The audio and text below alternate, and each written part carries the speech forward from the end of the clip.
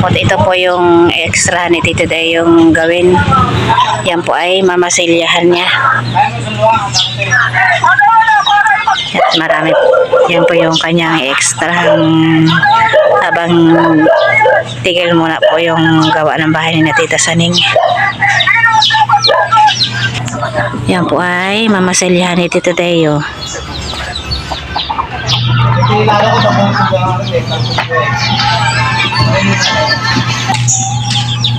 Wala na yun mo dyan mo ah. Diyan kason. Takot na yung twist maabot. Oo, tumama. Gabo ka. Yun. Okay, dito.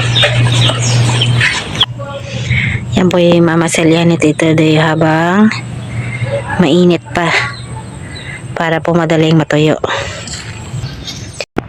Bali hindi po muna yung gawa ng bahay ni Tita Saning dahil po ay may hinihintay pa po silang pinatestes nilang yung puno ng niyog dun sa tabing dagat na natumba. Ayun po ay gagamitin nila. Ayan po, hugasan muna po ni Tito Deo yung bangka, kanyang sideline. Ayan. Mga ilang araw yan gawin mo, An? 2 araw kalahati. 2 araw kalahati. Nagpatestes po muna para si Tita Saning ng gagamitin nilang pambiga. Yan, ang init-init na. Ayun lang mo. Hanggang may trabaho pa ay walang madaling trabaho.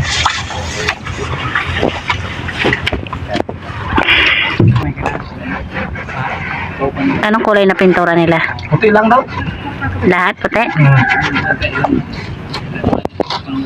Mahirap po pagputi. Ha? Mahirap pagputi. Dumihin, no? The next day. Ayan po, good morning po mga katita. Bali, simulan na po ni Tito Deo yung masilyahan tong bangka. Ayan po. Yan po yung mamasalyahan ni Tito Deo. Ayan po, mayroon po ditong pang epoxy. Ayan. Mayroon po ditong quick dry enamel white. Yan. Yan po yung mga gagamitin ni Tito Deo. Ayan. Mayroon po tayo ditong paint thinner. At ito pong palita. Itong pang brush. Ayan po. Bali po may kay Tito Deo. Ano matawag dyan? Masilya? Nagpa-masilya sa kanya. Masilya pintura na po yan, yung bangka na yan. Mga 2 araw po yata niya yan magagawa. Ayan po, minamadali po ni Tito Deo dahil para humabol po sa init, para madaling matuyo. Ayan. Lahat kayo mamaya.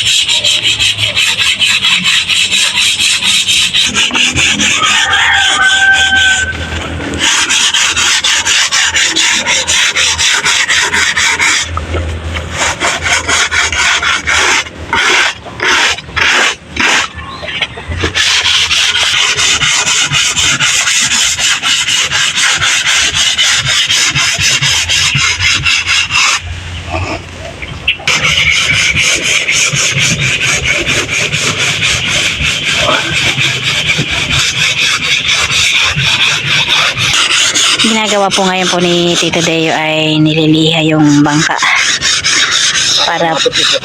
para po kumapit daw yung epoxy.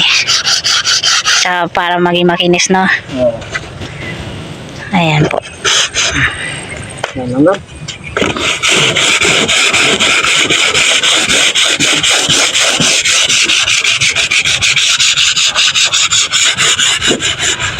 Dapat sunod gawin mo yung gumagawa ng bangka.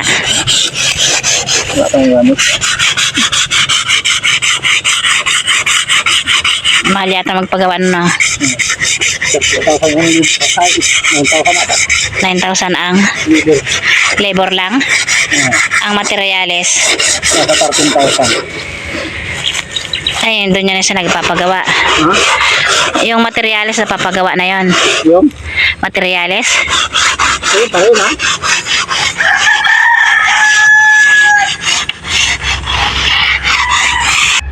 Ayan po, tapos na ni Tito Deo yung liyahin. Pinapagpaga na lang po niya para yung mga alikabok matanggal. Tapos sunod mong gawin dyan, masilya na. At mamasilya na rin po niya sunod. Ayan lang. Ayan po, magtitimpla na si Tito Deo ng pang-epoxy. Chocolate daw yan. Ito po yung isang gamit niya. Magka-partner yan. Magpartner sila. Hindi titigasan pag isa lang. Para. Bad yun eh. Epoxy marine.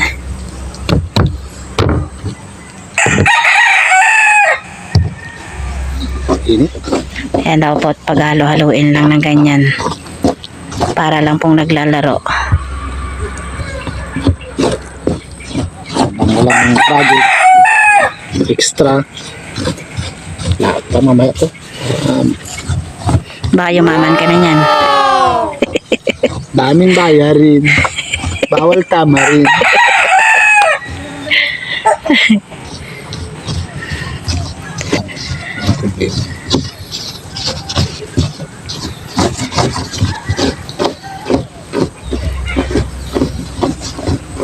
Pagkatapos niya gagawin mo, pintura na. Hindi, masilip pa rin. Puro masilip. Tatagilid ko. Anahin ko lang to.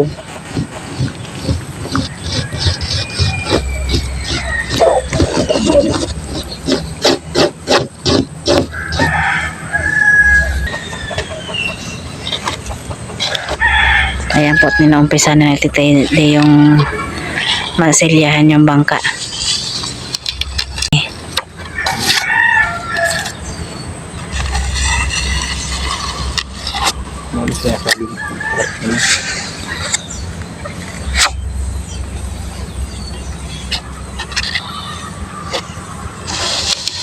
Tapos sunod niya, lihain mo rin. Liha, tapos masilya. Tatlong patong ko. Tatlong patong para matibay bangka nila.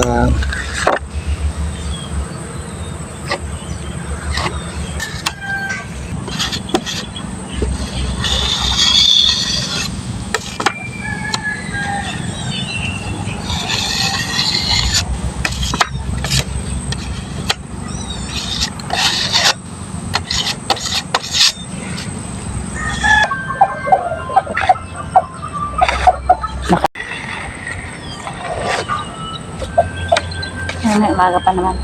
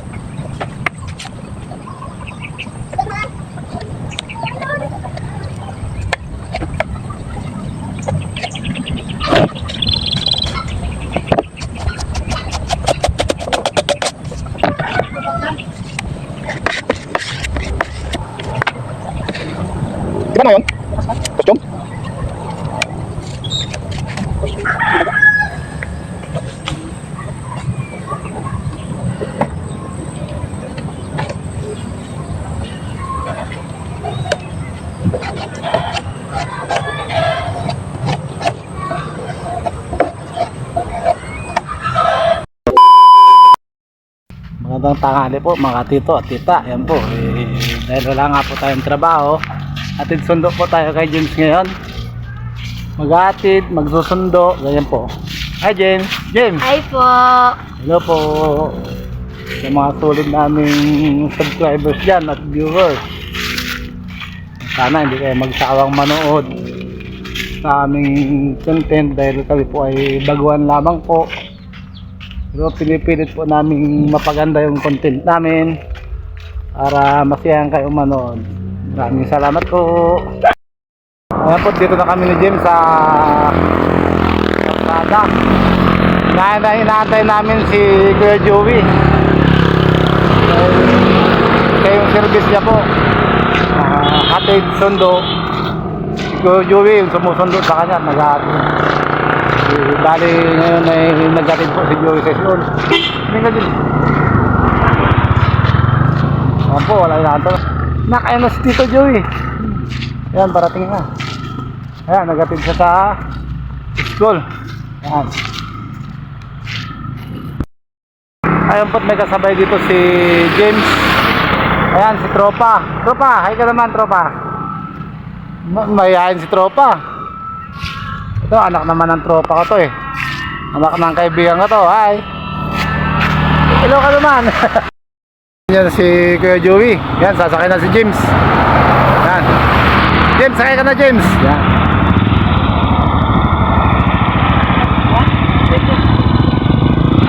James, ingat James, ha? Yung pagtawid sa kalsada, ha? Yan. Yan po yung service niya, si Kuya Joey. Many unbearable hours later. Ayan po, tapos na po ni Tito Deo masilyahan tong sa lim ng kasko. Ayan po, pintura na lang po ang kailangan dyan. Yan na lang po yung pintura. Dito naman po sa kabila minamasilyahan na rin po ni Tito Deo. Ayan. Sunod yun, ilang patong pa. Isa pa. Isang patong pa pala rin to. Tapos pintura na, no? Yan. Pero bukas yan tapos na siguro magkabilaan. Masilya pa lang yun. O masilya pa lang.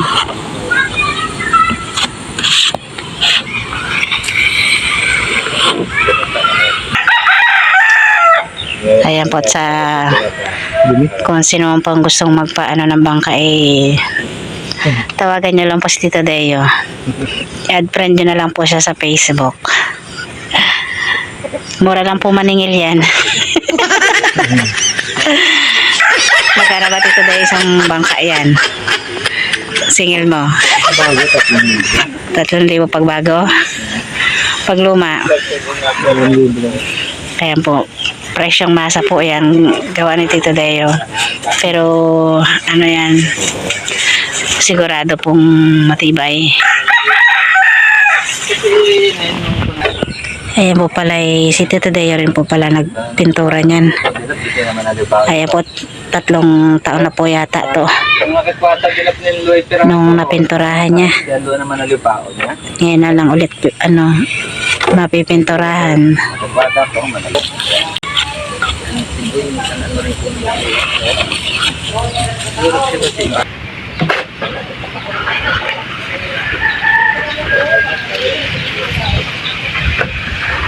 Hindi na naman. Ito yung